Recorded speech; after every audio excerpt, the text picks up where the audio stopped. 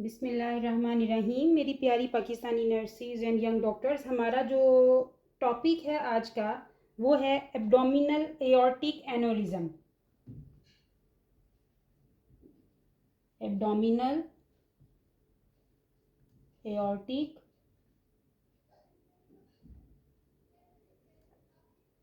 Aneurysm, इसको हम triple A भी बोलते हैं, एब्डोमिनल एओर्टिक एनोरिज्म।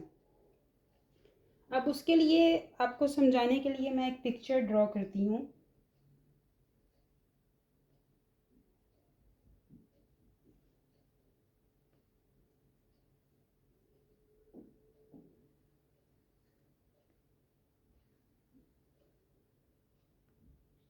सॉरी, मेरी ड्राइंग जो है इतनी ख़ास नहीं है।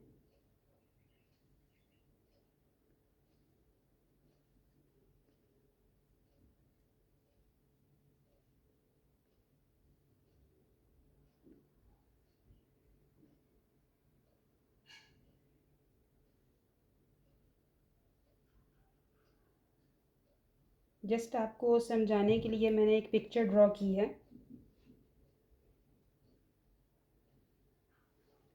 ओके, अब एब्डोमिनल एओर्टिक एनोरिज्म क्या है?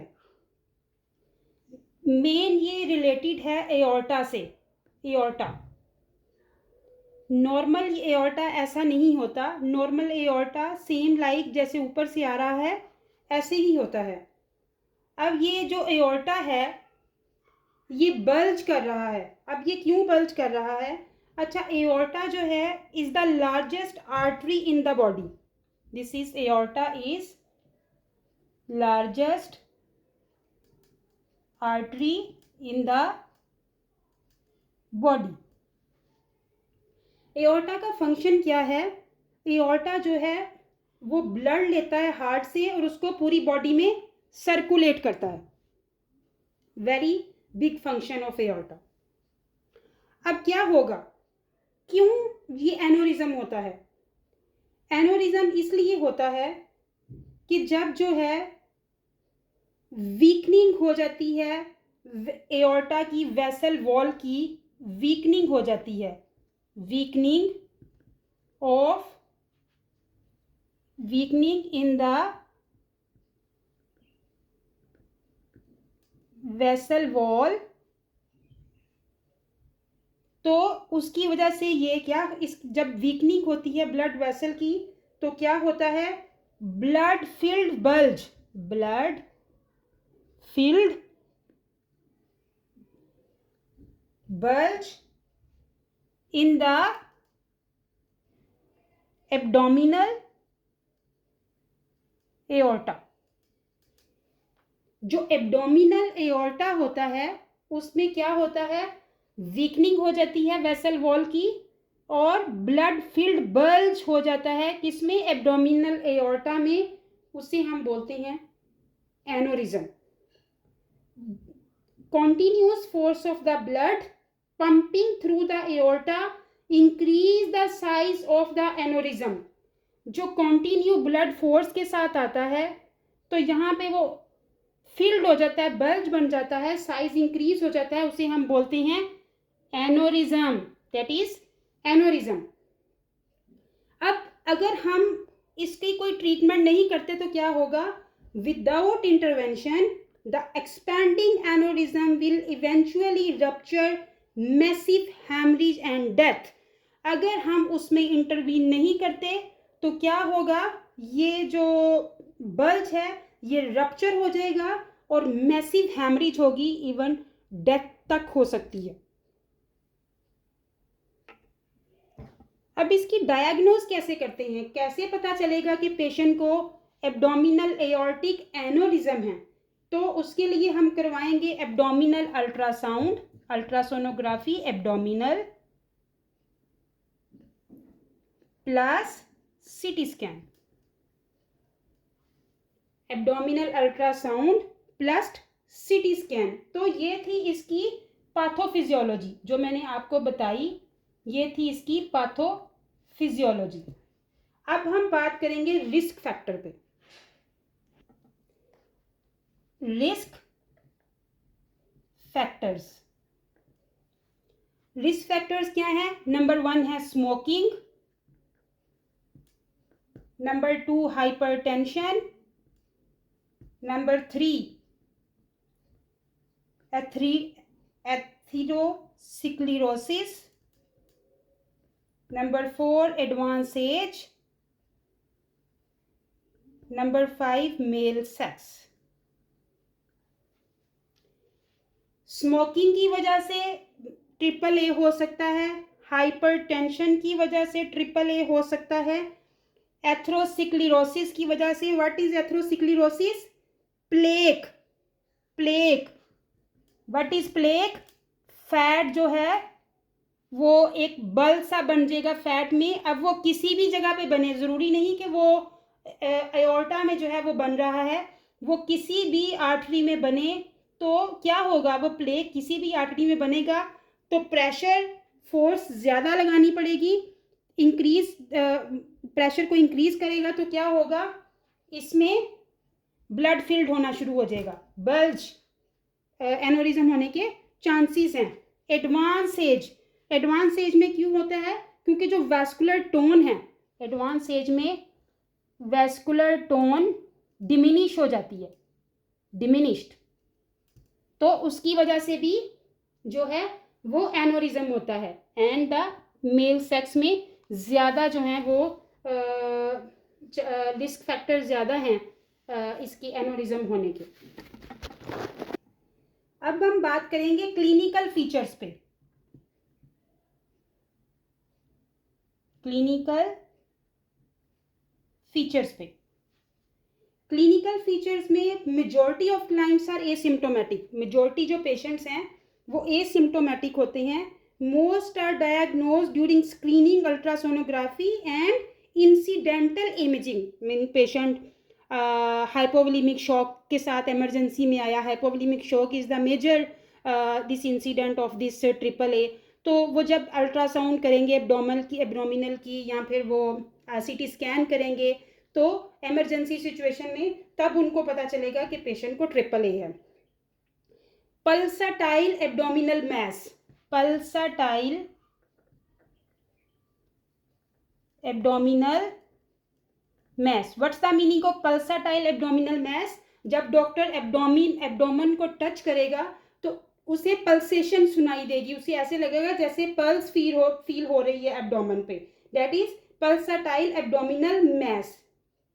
Can present with rupture aneurysm. पहले तो बताया कि कुछ पेशेंट जो एसिम्टोमेटिक हैं, लेकिन कुछ पेशेंट जो हैं आपके साथ आपके प्रेजेंट कर सकती हैं रप्चर एनोरिज्म में।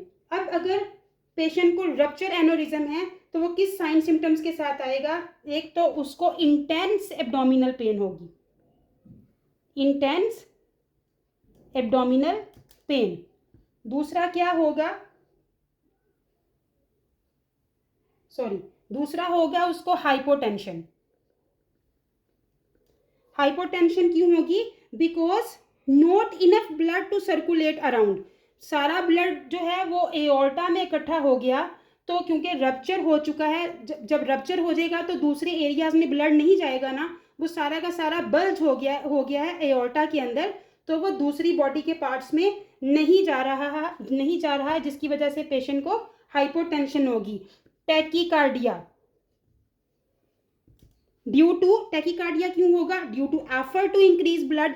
अब बॉडी के दूसरे पार्ट्स को भी तो ब्लड चाहिए ना, तो जब दूसरे पार्ट्स को ब्लड ही प्रॉपरली नहीं जा रहा, हार्ट की प्रॉपर वो सर्कुलेशन में प्रॉब्लम आ गई तो टैकीकार्डिया होगा। Hypovolemic shock, hypovolemic shock. Number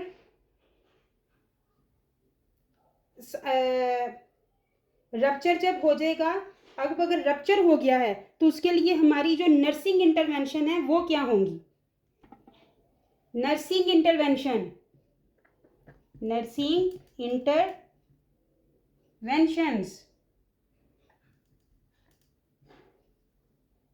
nursing intervention, we need multiple blood products, multiple blood transfusions, multiple blood transfusions with fresh frozen plasma. Frozen plasma, FFP. Number 2, IV fluids bolus. IV fluids bolus. Number 3, immediate surgery. You cannot wait. Immediate surgery. Surgery क्या करेंगे?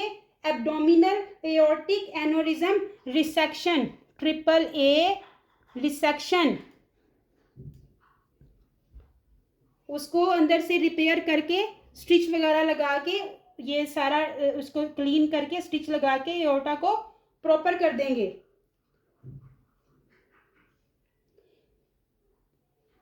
Patient that is pre-operative nursing intervention. The post-operative nursing intervention. Post-operative nursing intervention. Monitor peripheral pulses. Monitor peripheral pulses. Very important.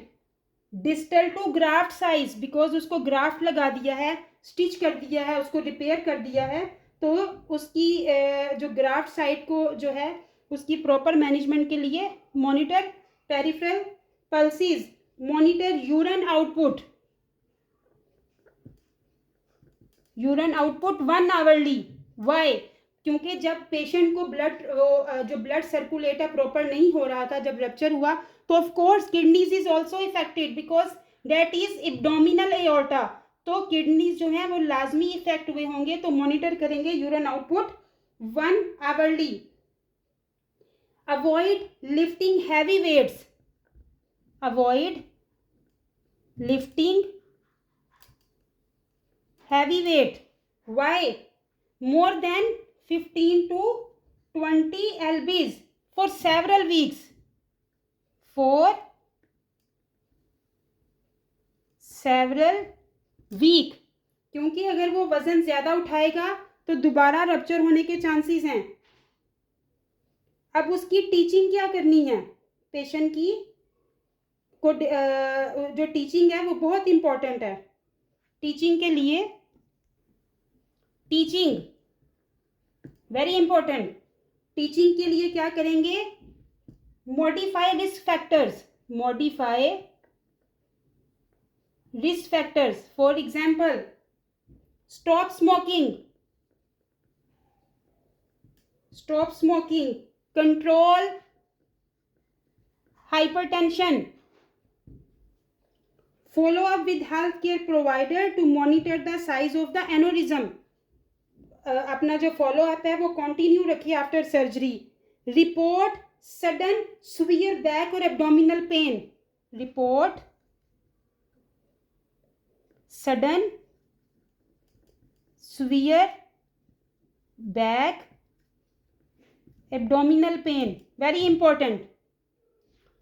तो ये था जी abdominal aortic aneurysm का full topic. उम्मीद करती हूँ कि आपको मेरा लेक्चर अच्छा लगा होगा. अगर आपको अच्छा लगा है तो मेरे चैनल को सब्सक्राइब करें, लाइक करें, शेयर करें. आपकी सपोर्ट जो है वो बहुत ज़रूरी है. Encouragement, appreciation, this is really much important for me. और अपना और अपनी फैमिली का ख्याल रखें. अल्लाह हाफिज़.